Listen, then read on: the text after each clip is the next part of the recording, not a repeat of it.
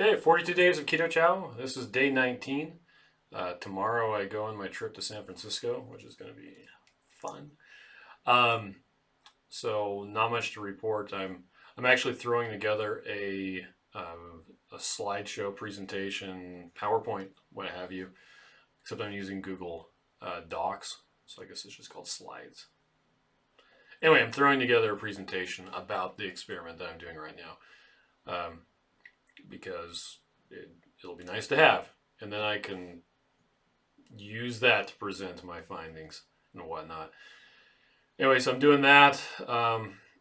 And one interesting thing is, so I got my tooth worked on, this tooth back here. It still hurts a bit. I'm actually really glad that I'm on a liquid diet. Because if I wasn't, I would be anyway. Because it kind of hurts to chew more than a couple of minutes.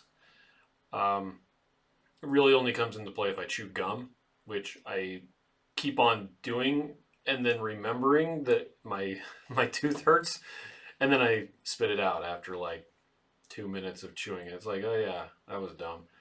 So yeah, that's kind of interesting.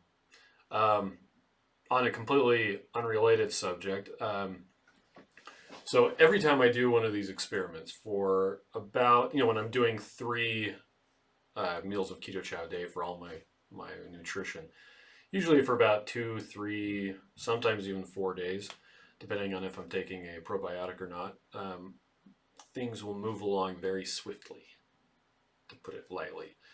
Um, I have the exact opposite problem right now. It's kind of funny. Um, so I guess I need to take a probiotic again. I mean, it's not.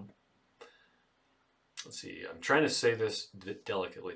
It doesn't hurt or anything. I'm not uncomfortable. They're just, maybe it's just that there isn't very much to come out. How about that? So I guess that's a good thing. And this happened last time, so it shouldn't have been a surprise. Um, yeah.